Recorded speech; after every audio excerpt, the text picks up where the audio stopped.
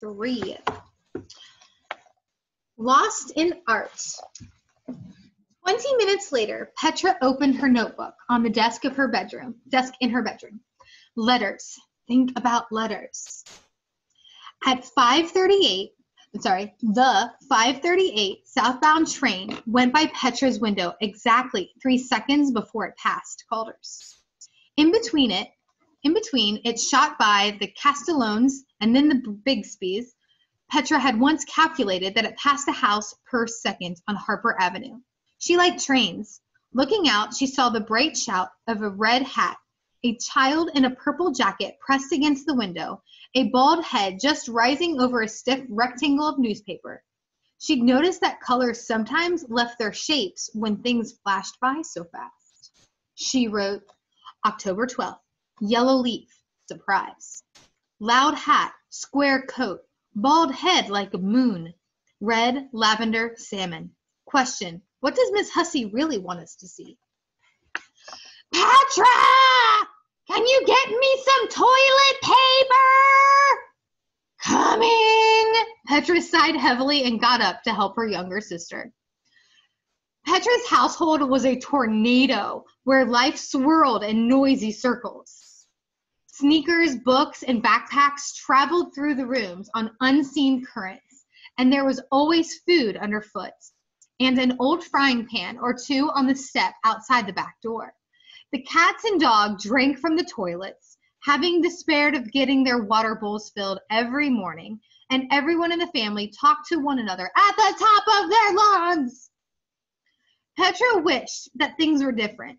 She wished that her parents would sit quietly at dinner and ask how her day was, and that her 4 younger brothers and sisters would carry tissues with them instead of wiping rivers of goo on their shirt sleeves in public.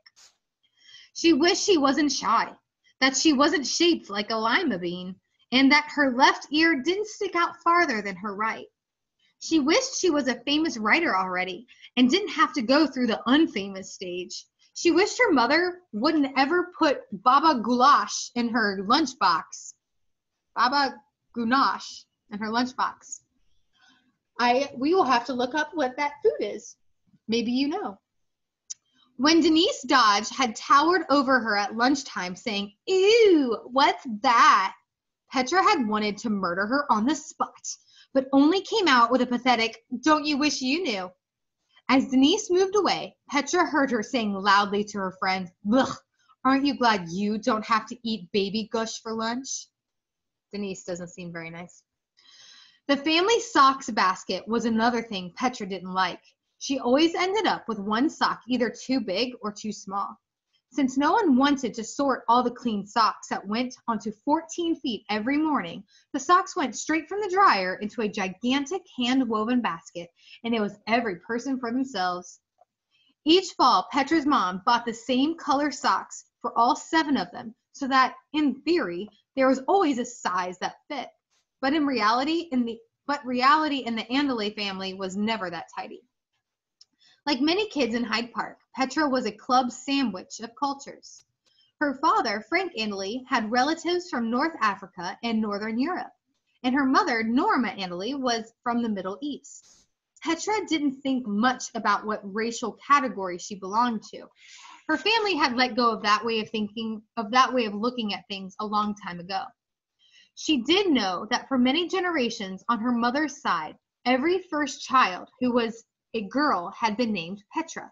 She also knew that Petra was the name of an ancient stone city in Jordan, a sophisticated and graceful city that had risen out of the desert more than 2,000 years ago. Three-quarters of its ruins were still covered with shifting sands. She liked the thought that she was named after a mysterious place of buried secrets. The last first daughter had been her grandmother, who had lived in Istanbul now.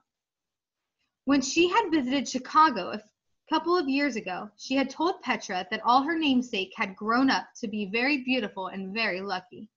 The younger Petra had looked doubtfully at her grandmother, who just looked whiskery and wispy, and who seemed to spend all day losing everything she needed, like her slippers or her black eyeliner or even the bathroom.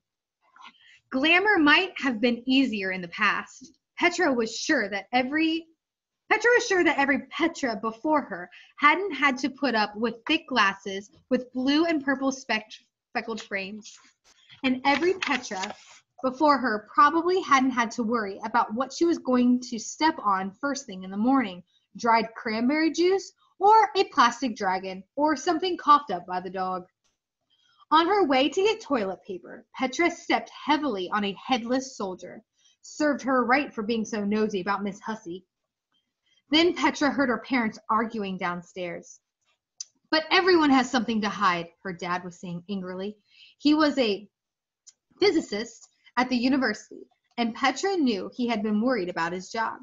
She heard her mother say something in an impatient tone, and then the words letter and forgotten, and quick, harsh sounds of tearing paper. What could this be about? Her parents hardly ever disagreed. Now connected to Steve Ryan's iPhone. Sorry.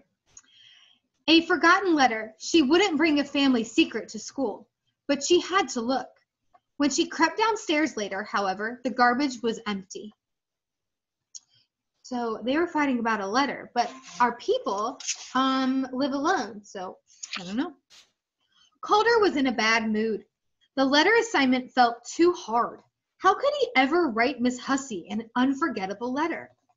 He was going to find a stupendous letter now that Grandma Ranjana was gone. Good letters were no longer written. He was sure of it. Calder's dad, Walter Pillay, was slicing eggplant in the kitchen. As he stacked the pale slices neatly next to the frying pan, he looked over at his son. Calder was sketching a fierce column of 5-piece pentomino squares down the margin of his notebook. Anything wrong? Asked his dad. Calder opened his mouth when the 5:38 train went by, rattling the windows, making the floorboards bounce, and filling the kitchen with a whoosh, whoosh of passing steel. As Calder mouthed, nope, his dad grinned at him and mouthed back, good. Calder, like Petra, was a hybrid kid. His dad was from India, and he had a calm way of speaking that made everything sound important. His job had to do with planting gardens for cities. Every year, he brought home a new batch of plants to try out in the yard. By August, the front walk had vanished beneath a tangle of green. This year, a trumpet vine leaned eagerly against a cool lily. Pointy leaves fought to see who could take over the steps. Purple and red blood reds argued loudly with each other. It was a good yard for hiding things. Calder's mom, Yvette Pillay, had short hair the color of an apricot and jingly laugh that made other people laugh even when they didn't know why. She was Canadian and taught math at the university. Calder had never seen either one of them look amazed when they opened the mail. He was suddenly tired of the whole idea. He didn't think he wanted to hear about letters. If he asked his mom and dad, they'd probably tell him too much. That was the problem with being an only child. Your parents were always paying attention to you. He envied kids whose families forgot about them every once in a while. So it seems that Petra and Calder have opposite lives, right? Calder's is very calm. He's the only child, and Petra is, her household's crazy. Walking down the block the next morning, Calder stirred the pentominos in his pocket and pulled out the pea. Oh, I know where that is. Boom. Funny, Petra was walking ahead of him. He was beginning to think he had been kind of lame yesterday, following her and then ruining her adventure. He ducked into a driveway and crept through a number of backyards, under a lilac bush, around an old boat, then over 2 fences. The only way out was a raspberry patch. He dove in, yelped with pain, and burst out on the sidewalk just ahead of Petra. Sheesh, you scared me. Sorry, he said, pretending to be surprised. You scared me too. Petra did not look pleased. What were you doing? Oh, Tommy and I always used to go to school this way. Feeling a stinging in his cheek, Calder wiped off some blood. Right, this conversation wasn't going the way he'd planned. They walked in silence for several minutes. Heard anything from Tommy? Petra asked finally, though she'd hardly said a word to Tommy Segovia in her life. Not much. Calder groped madly for something to say, but everything he thought of sounded stupid. He was going to tell Petra that all the kids in Tommy's new neighborhood had crew cuts, but that was pretty boring. His pentominoes were making a loud clacking sound. Hey, what do you think about Miss Hussey? She lets us do cool stuff so far, don't you think? I mean, cool for school. Petra, embarrassed by her accidental rhyme, looked sideways at Calder to see if he had noticed. A raspberry twig was standing upright over one of his ears. He looked like a lopsided bee. She was saying dumb stuff, but she hoped Calder would get the message. What happened yesterday in Powell's didn't need to be mentioned. Calder was wondering if Petra had any interest in pentominoes or puzzles. She didn't know what was in his pocket. Did she know what was in his pocket? Forget it. He'd sound like he was showing off if he'd asked her. He noticed that she had a couple of Rice Krispies stuck in her hair, but decided not to say anything about that either. By the time they got to school, both were worn out by trying to think of something to say and trying not to say what they were really thinking. The cold cereal and the twig were still in place as they headed in opposite directions to their lockers. Miss Hussey had looked strangely pleased when the assignment failed. After 2 days of hunting, no one in the class had come up with anything worth sharing. There were several letters about distant relatives dying, schools and job acceptance letters, invitations to weddings. Invitations to weddings. I just lost my spot. I'll just start here. Sorry about that. Oh, invitations to weddings. Miss Hussey suggested that they go back a few hundred years. Like find old books of letters and stuff? Petra asked, thinking of Powell's. There was a wave of grumbling. How about paintings? All you have to do is look. Miss Hussey said as she noticed that art often showed what was important to people in any given time. It revealed things. Besides, she'd said with a smile, she was tired of being in school all day. It was time for a field trip. Everyone sat up. Something else, she went on. Getting an unforgettable letter happens once or twice in a lifetime. Writing an unforgettable letter is a pretty tough thing to do unless you have something very real to say. It shouldn't be artificial. Perhaps I made a mistake. She always said the same thing after she had an idea, and always with an undercurrent of, we're in this together and it might be dangerous. Do you agree? Should we bag the assignment for now? There were whistles and cheers. Calder caught Petra's eye, and she shrugged and almost smiled.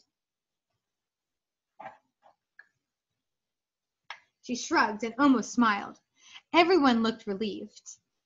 This year was beginning to feel either like something was very right or very wrong. It was hard to tell which. On the following Monday, they took the train to the Art Institute and walked several blocks in the October sunshine. It was difficult to keep up with Miss Hussey's bouncy stride. Calder noticed with approval that she never even looked back to see if everyone was with her. She was one trusting teacher. After they ate bagged lunches next to the bronze lions on the steps of the museum, they fanned out in the European wing. Petra took off on her own. She passed the Degas dancers, the big painting made completely of dots, the Monet haystacks and bridges, and headed into the older works. When she was in 3rd grade, she had a babysitter who took her to the Art Institute once a month. Well, before we read this next line, because it goes on to the next page, we have a picture here. So we have stork, and we have, frog. Okay, so where's what page is this? Page 29. All right, so page 29.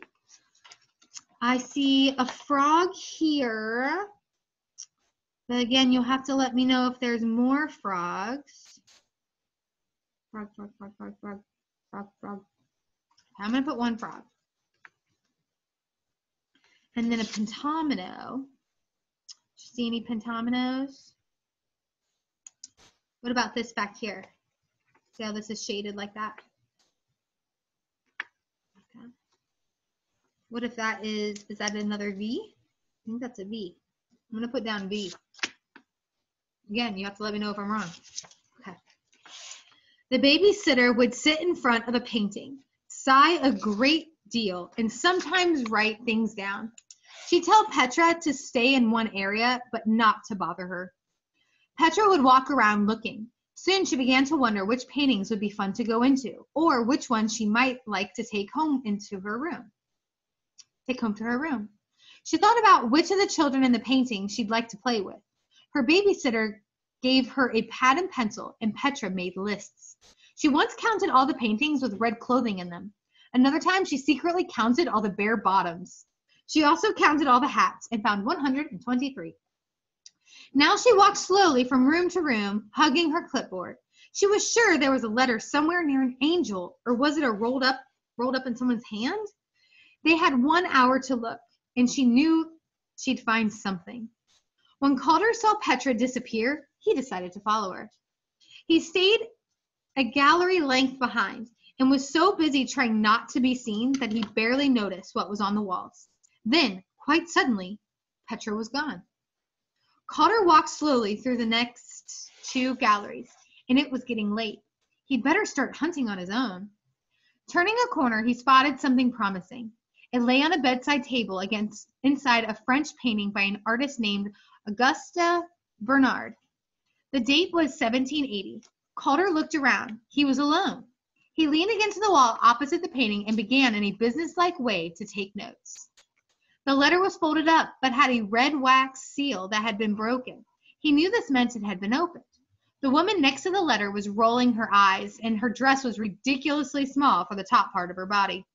Calder concentrated on the table, which also had a necklace of beads and a book with French words on it. He was copying the words down, Les Arts d'Aim, when the wall behind him moved. What the? Calder staggered backward into a dark doorway and stumbled over someone's feet. The person gave him a sharp push. Then the two of them shot back into the brightness of the gallery. A guard strode over and grabbed Calder by the elbow. Restricted. Can't you read? Too stunned to answer, Calder twisted around to see who had shoved him. What were you doing in there? Petra hissed. How about you? He snapped back. The guard, a pink and gray sausage of a man, crossed his arms.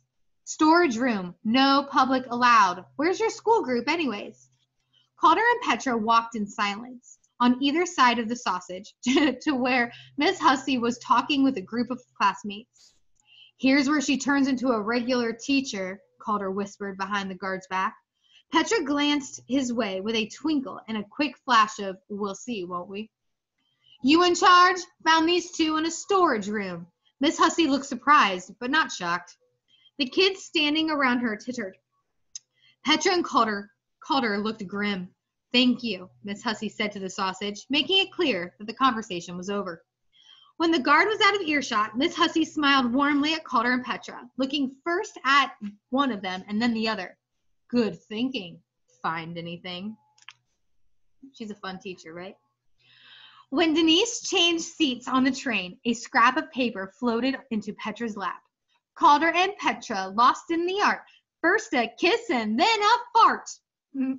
Petra brushed it onto the floor, hoping Calder hadn't seen it. Why did kids have to be so stupid sometimes? By the time everyone got off at 57th Street, it was too late to go back to school. Miss Hussey waved goodbye, and Calder and Petra started awkwardly down Harper Avenue. See you, Petra muttered over her shoulders as she hurried ahead and zoomed up her porch steps. Petra? What? Petra turned around. What were you doing in there? Just looking. Most museums have too much stuff to have it all hanging, so if it's not hanging, it's got to be stuck in a closet. Yeah, I guess Miss Hussey would have thought that was cool, finding a letter that was off limits, Calder said. That's not very nice. You don't like her? Calder began stirring his pentominos around in his pocket. I do. Petra looked curiously at him. You're jealous of me.